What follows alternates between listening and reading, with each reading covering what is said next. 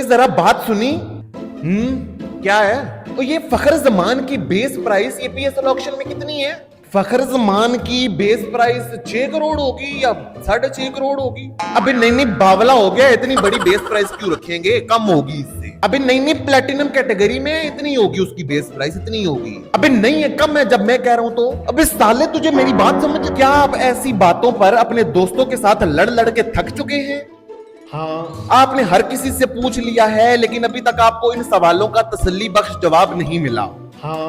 हाँ, तो फिर परेशान होने की जरूरत नहीं है, क्योंकि आज की वीडियो में आपको इन तमाम सवालात का जवाब मिलने वाला है कि पीएसएल 2026 ऑक्शन में प्लेयर्स की डिफरेंट कैटेगरीज में बेस प्राइस क्या होने वाली है, प्लेयर्स की मैक्सिमम बिडिंग कितनी हो सकती है, स्क्वाड सिलेक्शन के रूल्स क्या हैं और क्या आरटीएम कार्ड और वाइल्ड कार्ड जैसे रूल्स अभी भी एग्जिस्ट करते हैं, और इस जैसे और कई सारे सवालात का जवाब जानने के लिए आज की वीडियो को एंड तक लाजमी देखिएगा, क्योंकि मुझे यकीन है कि इस वीडियो के एंड पर आपको इन तमाम सवालात का जवाब मिल जाएगा। तो फिर आइए शुरुआत करते हैं। तो सबसे पहले बात करते हैं ऑक्शन के बिडिंग रूल्स की। तो पीएसएल 2026 में प्लेयर्स को मेनली 4 कैटेगरीज में डिवाइड किया गया है, प्लैटिनम, डायमंड, गोल्ड और सिल्वर। तो सबसे पहले बात करते हैं प्लेयर्स की बेस प्राइस की। तो प्लैटिनम कैटेगरी के प्लेयर्स की बेस प्राइस है 4 करोड़ 20 लाख रुपए। डायमंड कैटेगरी के प्लेयर्स की बेस प्राइस है 2 करोड़ 20 लाख पाकिस्तानी रुपए। गोल्ड कैटेगरी के प्लेयर्स की बेस प्राइस है 1 करोड़ 10 लाख पाकिस्तानी रुपए। और सिल्वर कैटेगरी या फिर इमर्जिंग कैटेगरी के प्लेयर्स की बेस प्राइस है 60 लाख पाकिस्तानी रुपए। मतलब कि अगर किसी भी फ्रेंचाइज ने किसी प्लेयर को खरीदना है तो उन्हें इस कीमत से ऊपर बिड करनी पड़ेगी, तभी वो प्लेयर उन टीम्स को मिलेगा। ये तो बात हो गई प्लेयर्स की बेस प्राइस की। अब बात करते हैं कि आखिर प्लेयर्स की बिडिंग कैसी होगी, मतलब कि प्लेयर्स की बोली आगे कैसे बढ़ेगी। तो यहां पर हम एग्जांपल लेते हैं प्लेटिनम कैटेगरी से फखर जमान की। तो फखर जमान की बेस प्राइस है 4 करोड़ 20 लाख रुपए। तो बिलफर्ज लाहौर कलंदर्स ने फखर जमान की बोली लगाई 4 करोड़ 20 लाख। उसके बाद इस्लामाबाद यूनाइटेड ने अगर फखर जमान को खरीदना है तो उन्हें फखर जमान की बोली लगानी पड़ेगी 4 करोड़ 35 लाख रुपए। मतलब कि अगली टीम को पिछली लगाई हुई टीम की बोली से 15 लाख रुपए ज्यादा देने पड़ेंगे अगर उनको वो प्लेयर चाहिए। 4 करोड़ 35 लाख के बाद 4 करोड़ 50 लाख, फिर 4 करोड़ 65 लाख और फिर 4 करोड़ 80 लाख, और इसी तरह बोली आगे बढ़ेगी। उसके बाद अगर बात करूं डायमंड कैटेगरी की, तो डायमंड कैटेगरी से एग्जांपल लेते हैं सलमान मिर्जा की। तो सलमान मिर्जा की बेस प्राइस है 2 करोड़ 20 लाख रुपए। तो बिलफर्ज लाहौर कलंदर्स ने सलमान मिर्जा की बोली लगाई 2 करोड़ 20 लाख रुपए। उसके बाद इस्लामाबाद यूनाइटेड को सलमान मिर्जा की बोली लगानी पड़ेगी 2 करोड़ 30 लाख रुपए। मतलब कि अगली टीम को पिछली टीम की लगाई हुई बोली से 10 लाख रुपए ज्यादा देने पड़ेंगे अगर उनको वो प्लेयर अपनी टीम में चाहिए। प्लेटिनम कैटेगरी में बोली 15 लाख से आगे बढ़ेगी, जबकि डायमंड कैटेगरी में बोली 10 लाख रुपए से आगे बढ़ेगी। इसी तरह गोल्ड कैटेगरी के प्लेयर्स की बेस प्राइस है 1 करोड़ 10 लाख रुपए। तो मतलब कि अगर लाहौर कलंदर्स ने अहमद दानियाल की बोली लगाई 1 करोड़ 10 लाख रुपए, तो फिर इस्लामाबाद यूनाइटेड को अहमद दानियाल को हासिल करने के लिए अगली बोली लगानी पड़ेगी 1 करोड़ 15 लाख रुपए। मतलब कि जिस तरह प्लेटिनम कैटेगरी में बोली 15 लाख से आगे बढ़ रही थी और डायमंड में 10 लाख से, तो गोल्ड कैटेगरी में बोली 5 लाख रुपए से आगे बढ़ेगी। इसके बाद अगर बात करूं सिल्वर कैटेगरी की, तो वहां पर प्लेयर्स की बेस प्राइस है 60 लाख रुपए। तो वहां पर बोली 2.5 लाख रुपए से आगे बढ़ेगी। मतलब कि अगर कराची किंग्स ने साद बेग की बोली लगाई 60 लाख रुपए, तो फिर इस्लामाबाद यूनाइटेड को अगर साद बेग चाहिए तो उन्हें फिर अगली बोली लगानी पड़ेगी 62.5 लाख रुपए। अब वीडियो के नीचे ये कमेंट ना करना शुरू कर दीजिएगा कि साद बेग को तो कराची ने रिटेन कर लिया है, सलमान मिर्जा को तो सियालकोट ने पिक कर लिया है। मुझे वो सारी चीजें पता है, मैंने सिर्फ आपको एक चीज समझाने के लिए बताई है। मतलब कि मैंने आपको सलमान मिर्जा और साद बेग का नाम यूज करके एज अ एग्जांपल समझाया है कि प्लेयर्स पर बोली कैसे लगेगी। तो ये तो मैंने आपको समझा दिए ऑक्शन की बिडिंग के रूल्स कि आखिर प्लेयर्स पर बोली कैसे लगेगी। अब आइए देखते हैं कि आखिर पीएसएल 2026 के लिए स्क्वाड सिलेक्शन के रूल्स क्या हैं। मतलब कि फ्रेंचाइजीज अपनी टीम्स में कितने प्लेयर्स रख सकती हैं, कितने फॉरेन प्लेयर्स होने चाहिए, कितने इमर्जिंग प्लेयर्स होने चाहिए। अब आइए वो जानते हैं। तो पीएसएल 2026 के लिए हर टीम का पर्स है 50 करोड़ रुपए, जिसमें से 5 करोड़ रुपए होंगे डायरेक्ट साइनिंग के लिए और बाकी 45 करोड़ रुपए में से उस टीम को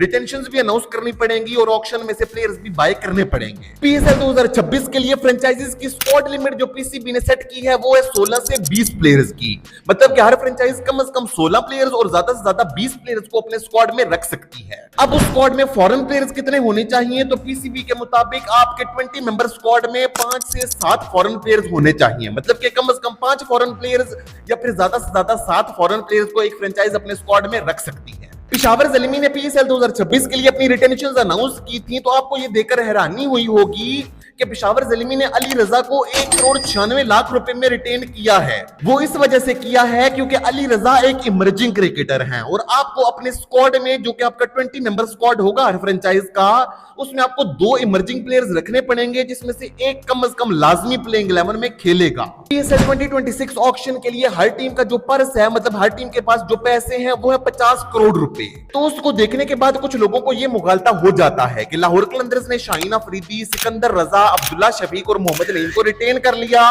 और मुस्तफिजुर रहमान को भी डायरेक्टली साइन कर लिया। तो इसके बाद लाहौर कलंदर्स के पास 50 करोड़ रुपए हैं ऑक्शन में खर्च करने के लिए। लेकिन ऐसा नहीं है। लाहौर कलंदर्स ने ये जो 4 प्लेयर्स रिटेन किए हैं और मुस्तफिजुर रहमान को जो डायरेक्टली साइन किया है, वो उसी 50 करोड़ रुपए में से ही कटेंगे और उसमें से 19 करोड़ रुपए लाहौर कलंदर्स के कट चुके हैं।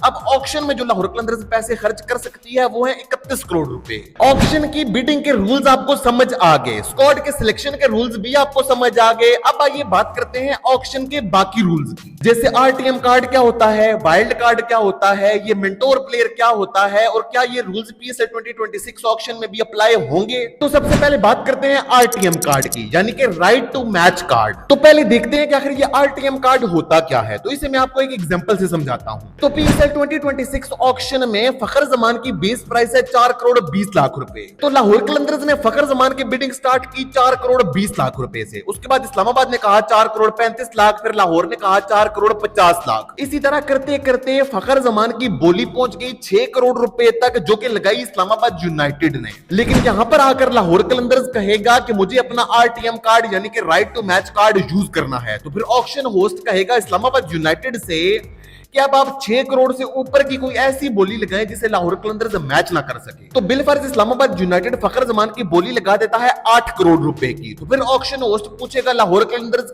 से कि आपने 8 करोड़ की बोली लगानी है या फिर नहीं लगानी। तो अगर लाहौर कलंदर्स कहता है कि मुझे 8 करोड़ की बोली लगानी है तो फिर इस्लामाबाद यूनाइटेड आगे बढ़ेगा।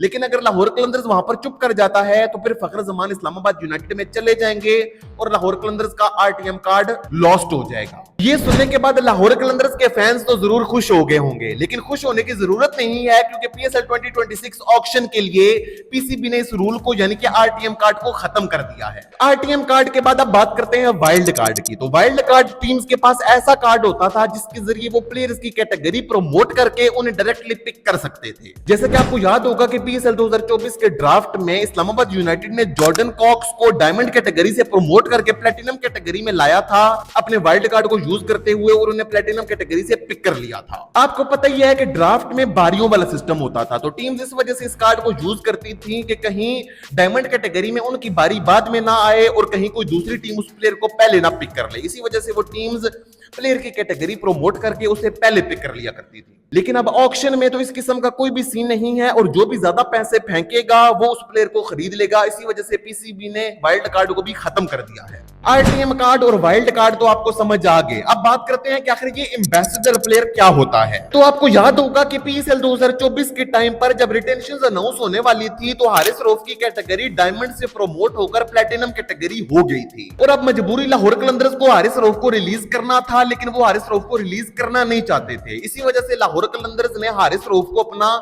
टीम एम्बेसडर बना लिया और उनकी कैटेगरी डिमोट करके उन्हें डायमंड में रख लिया और उन्हें रिटेन कर लिया। मतलब कि हारिस रऊफ को डायमंड कैटेगरी में खेलने के भी पैसे मिलेंगे और उन्हें एज ए टीम एम्बेसडर भी सैलरी मिलेगी। तो हारिस रऊफ को कोई मसला नहीं होगा कि उनकी कैटेगरी क्यों डिमोट की गई है। लेकिन अब पीएसएल 2026 ऑक्शन के लिए पीसीबी ने इस रूल को भी खत्म कर दिया है। एम्बेसडर प्लेयर के बाद अब बात करते हैं मेंटोर प्लेयर की। तो पीएसएल 2025 के ड्राफ्ट से पहले मोहम्मद आमिर की कैटेगरी डायमंड से प्रमोट होकर प्लेटिनम में हो गई थी, लेकिन कोयटा ग्लैडिएटर्स मोहम्मद आमिर को डायमंड कैटेगरी में रखना चाहता था और ड्राफ्ट में से प्लेटिनम कैटेगरी में मजीद अच्छे प्लेयर्स को पिक करना चाहता था। इसी वजह से कोयटा ग्लैडिएटर्स ने मोहम्मद आमिर को एक मेंटोर प्लेयर बना दिया कि मोहम्मद आमिर तो हमारी टीम के मेंटोर हैं, इसी वजह से हमने उनकी कैटेगरी डिमोट करके उन्हें डायमंड में रख लिया है। लेकिन पीएसएल 2026 ऑक्शन में अब ऐसा नहीं होने वाला और अब पीसीबी ने ये तमाम रूल्स खत्म कर दिए हैं। तो ये तो थे आपके उन तमाम सवालात के जवाबात जिन पर आप अपने दोस्तों के साथ लड़ लड़ के और इंटरनेट पर इनका जवाब ढूंढ ढूंढ कर थक चुके थे।